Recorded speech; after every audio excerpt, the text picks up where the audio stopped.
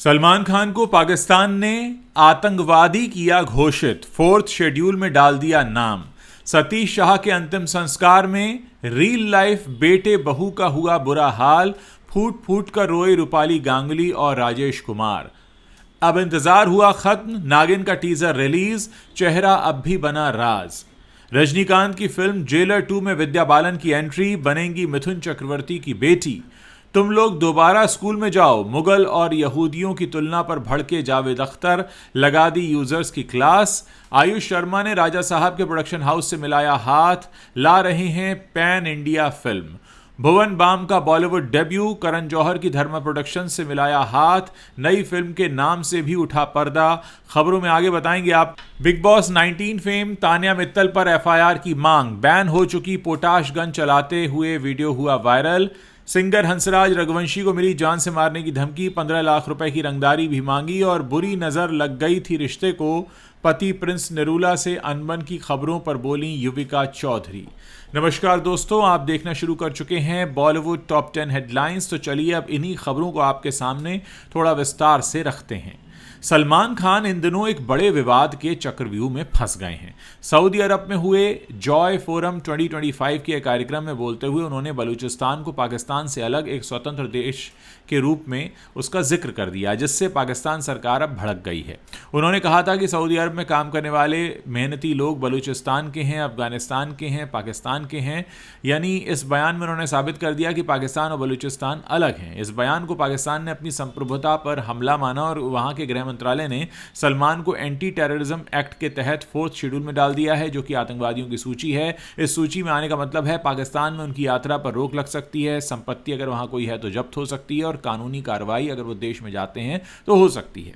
सतीश शाह के अचानक निधन ने पूरी टीवी इंडस्ट्री को सदमे में डाल दिया है। रविवार को मुंबई में उनके अंतिम संस्कार में उनके शो सारा भाई वर्सेस सारा भाई की पूरी स्टारकास्ट पहुंची, जहां पर हर कोई इमोशनल हो गया। रूपाली गांगुली फूट फूट कर रोती नजर आई। राजेश कुमार भी अपनी भावनाओं पर काबू नहीं रख पाए और जोर जोर से रो पड़े। सुमीत राघवन और रत्ना पाठक शाह भी वहां मौजूद रहीं, जो सतीश के रियल लाइफ परिवार की तरह थे। ये पल दिखाते हैं कि सतीश सिर्फ को स्टार नहीं बल्कि सबके लिए परिवार के सदस्य की तरह थे। सतीश शाह का निधन किडनी फेलियर से हुआ है, जब उनकी तबीयत अचानक बिगड़ गई और उन्हें हिंदुजा अस्पताल ले जाना पड़ा।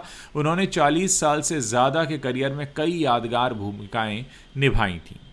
टीवी शो नागिन का 7वां सीजन अब स्क्रीन पर आने को तैयार है। कलर्स टीवी ने हाल ही में इसका टीजर रिलीज किया है, जिसमें नागिन की शक्तिशाली झलक दिखाई गई है, लेकिन चेहरा अभी भी एक राज बना हुआ है।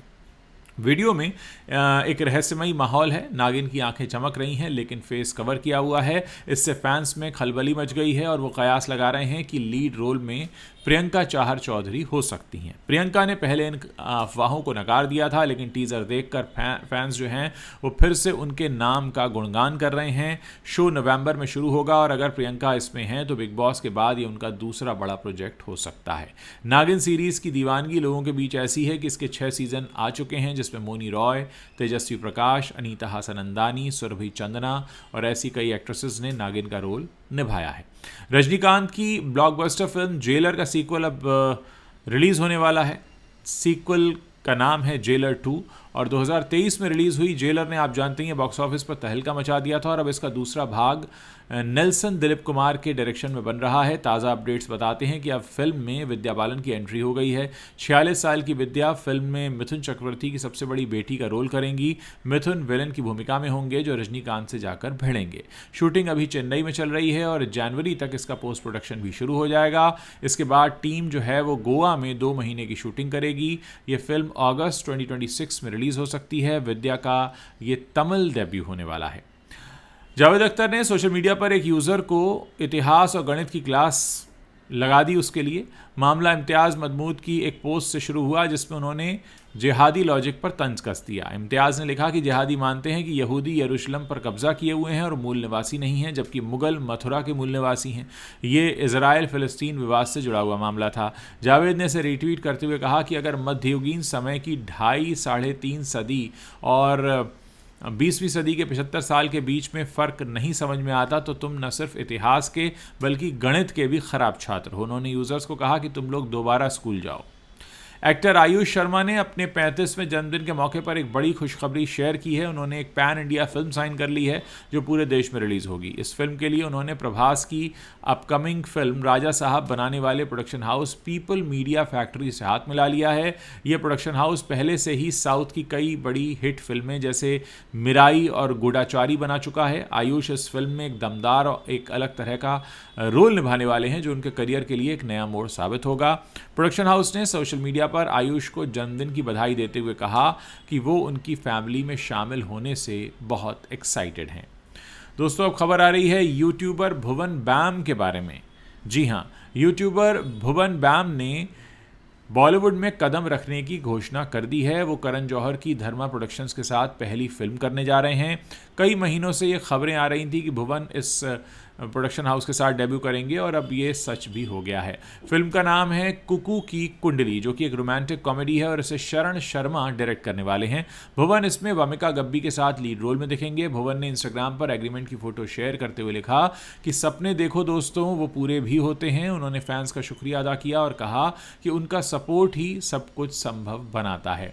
भुवन का यूट्यूब चैनल BBK वाइन्स ने उन्हें स्टार बनाया था और अब वो सिल्वर स्क्रीन पर भी धमाल मचाने के लिए तैयार हैं। बिग बॉस 19 की कॉन्टेस्टेंट तान्या मित्तल एक बड़े विवाद में फंस गई हैं। सोशल मीडिया पर उनका एक पुराना वीडियो वायरल हो गया है जिसमें वो बैन हो चुकी हैं। कार्बाइड गन यानी पोटाश गन चलाते हुए उनका एक वीडियो सामने आया है। ये वीडियो ग्वालियर के शिशुपाल सिंह कंशाना ने ASP अनु बेनीवाल को शिकायत के तौर पर भेज दिया है। शिकायत में CM डॉक्टर मोहन यादव और कलेक्टर रुचिका चौहान के आदेशों का हवाला दिया गया है। ग्वालियर में धारा 163 के तहत पोटाश गन पर पूरी तरह से पाबंदी है क्योंकि उनके इस्तेमाल से प्रदेश में 200 से भी ज़्यादा लोगों की आंखों की रोशनी लगभग चली गई है। ASP अनु बेनीवाल ने कहा कि साइबर टीम को जांच के आदेश दिए गए हैं और मामला गंभीरता से देखा जा रहा है। तान्या अभी बिग बॉस हाउस में हैं और अपने गेम से फैंस को इम्प्रेस करने में लगी हैं, लेकिन ये वीडियो उनकी इमेज पर सवाल खड़े कर रहा है। अगर जांच पूरी हुई तो हो सकता है उनके खिलाफ कोई एक्शन भी लिया जाए। सिंगर हंसराज रघुवंशी को जान से मारने की धमकी मिली है। धमकी देने वाले ने उनसे 15 लाख रुपए की रंगदारी भी मांगी है। ये धमकी कुख्यात गैंगस्टर लॉरेंस बिश्नोई के गैंग के एक सदस्य ने दी है। धमकी में हंसराज के पूरे परिवार को निशाना बनाया गया है। हंसराज रघुवंशी के पर्सनल गार्ड विजय कटारिया ने मोहाली पुलिस थाने में शिकायत दर्ज कराई है, जिसके बाद आरोपी के खिलाफ केस दर्ज किया गया है। आरोपी की पहचान राहुल कुमार नागड़े के रूप में हुई है, जो मध्य प्रदेश के उज्जैन शहर का रहने वाला है। राहुल ने बताया कि उसकी हंसराज से 2021-22 में उज्जैन के एक मंदिर में मुलाकात हुई थी। एक्ट्रेस युविका चौधरी ने पति प्रिंस निरूला के साथ रिश्ते के मुश्किल दौर के बारे में खुलकर बात की। उन्होंने कहा कि प्रेगनेंसी के दौरान हमारे रिश्ते बिगड़ गए थे और ये सब बुरी नज़र की वजह से हुआ था। जब लोग ज़्यादा लाइमलाइट में आते हैं तो एनर्जीज बदल जाती हैं और परेशानियां बढ़ने लगती हैं।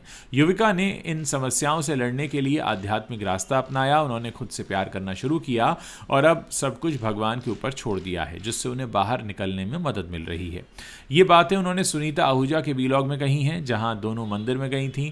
सुनीता ने भी शेयर किया कि उन्हें हमेशा पता चल जाता है कि कौन बुरी नज़र लगाता है या काला जादू करता है। परिवार या बाहर के लोग अक्सर जलन की वजह से ऐसा करते हैं। सुनीता ने गोविंदा के साथ अपने मजबूत रिश्ते का उदाहरण दिया और कहा कि वो आज भी इंडस्ट्री का बेस्ट कपल हैं। तो दोस्तों, ये वो टॉप 10 खबरें हैं जो बॉलीवुड से आती हैं, इंटरनेट पर छाई हुई हैं। अगर आपको वीडियो पसंद आ रहा है, दोस्तों के साथ शेयर कीजिए। चैनल पर नए हैं तो हमें सब्सक्राइब करना मत भूलिए। और हाँ, अगर आप कोई सुझाव या शिकायत करना चाहते हैं तो नीचे कॉमेंट सेक्शन है, वो आपका इंतजार कर रहा है। उम्मीद है आप अपने कॉमेंट्स ज़रूर लिखेंगे।